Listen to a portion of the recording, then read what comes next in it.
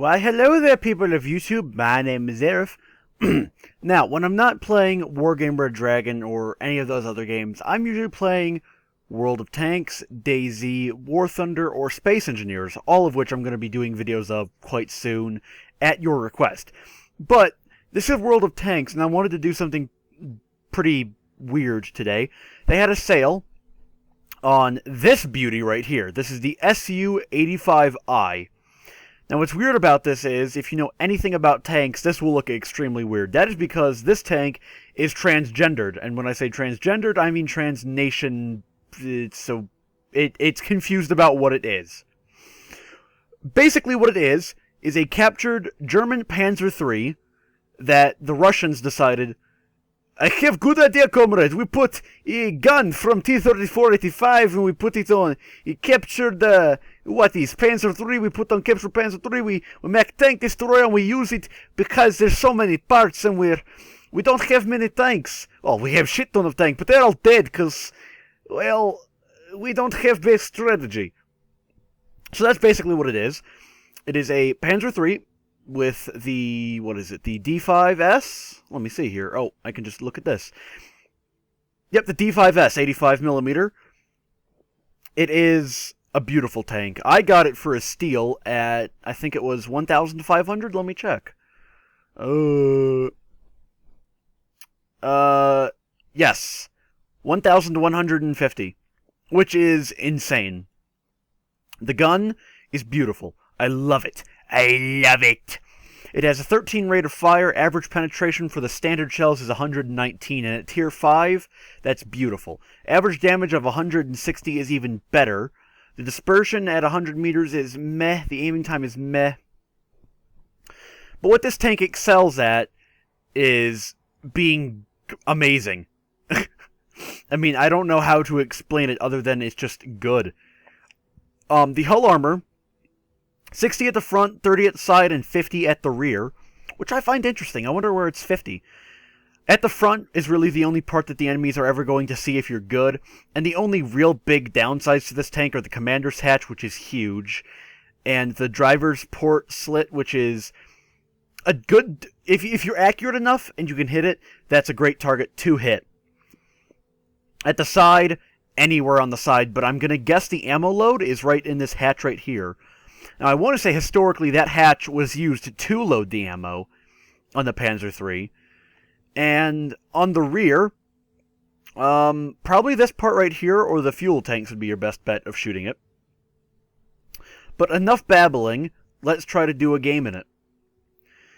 We're going to load up and do a random battle and see if I can be any good at this. Looks like we're going up against a Churchill 1, a Matilda Black Prince. Other than that, nothing too fancy. We are on Himmelsdorf, one of my favorite maps, personally. Now, because of this gun's great penetration and damage, I think I'm going to go to where all the heavies are going to go, and that is the 8 line on the map. If I had to guess, that's where all the heavies are going to go. However, the flag is also a viable option. The people in the chat are spamming hill.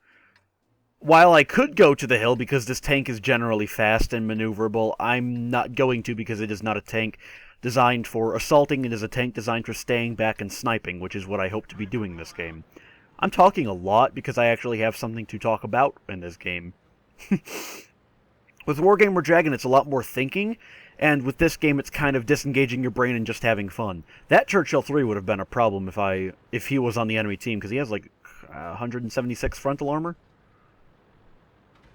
Chinu trying to... What is he doing? I don't know.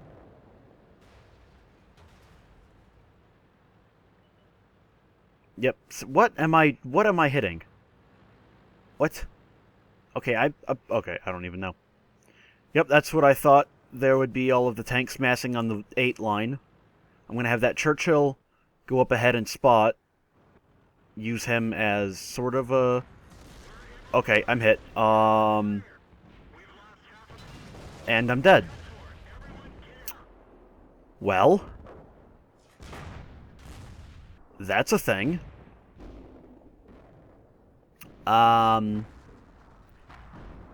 Okay, I will load up a new game whenever this one is done. So I will see you then. Alright, this is try number 2 at a game for the SU-85I, because last game I just blew up and died. So that happened. Let's hope this time it's going to go a lot better. We're in a Tier 6 game, which I think is the worst that this tank will see. We're on a nice open map with a lot of concealment. That's where this tank does its best, because, of course, it's a tank destroyer. It likes hiding in bushes. We've got a Jackson Stug KV-1. We've got 2 KV-1Ss, but I'm going to guess that they're using the stubby, I want to say 122 gun. What scouts do we have? Not many. VK 2001D, I want to say that's like a small Lux. The enemy team doesn't have much in the way of scouts either. They have a lot of tank destroyers and a lot of heavies. Alright, my plan is to move up to this little embankment right here, hide in a bush, and let the other people get in front of me and snipe them. Because basically, like I've said before, a tank destroyer is artillery but without a top-down view.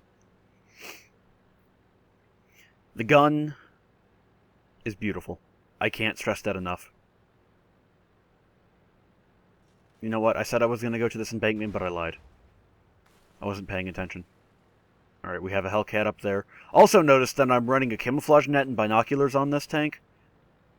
That's not necessary, but I thought it... You know, I just had them laying around in the depot, so I figured why not use them. Gun depression, however, is bad, as with most Russian tanks in general.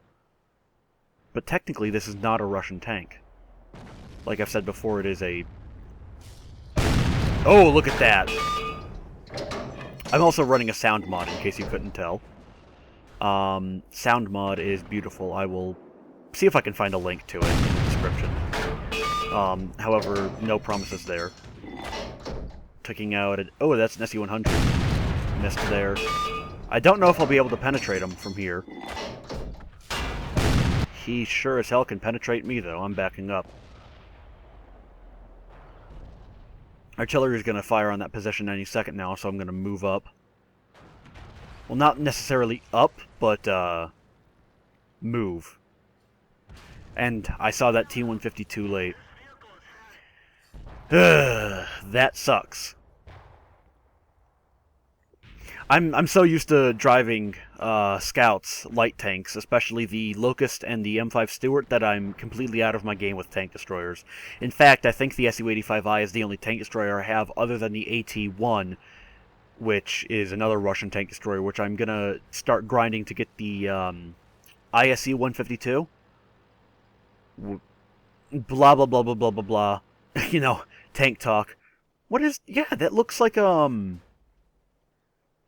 that looks like a Panzer IV chassis with a Panther suspension. A stubby 75.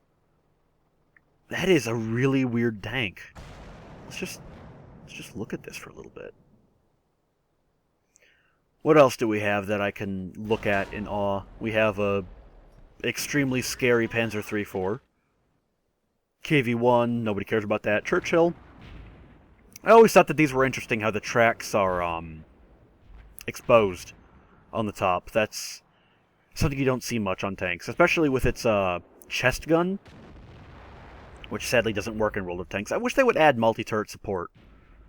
We have a Hummel, which means bumblebee, if I'm not mistaken. That looks just like a Nashorn, which is... Oh, wow. Hang on a second. Yeah, see, those look... Oh. Never mind. DK 3006. I want to say that comes right before the Tiger. Bleh. Either way, I'm probably talking too much. I'm probably getting boring with all this historical, technical talk. However, of course, I don't know. I don't know. So, yeah, if you want to see more World of Tanks or any of the games that I mentioned before, go ahead and tell me in the comment section down below. I will definitely try to get as much content out of what you guys want as possible. But until then, this is Arif signing off.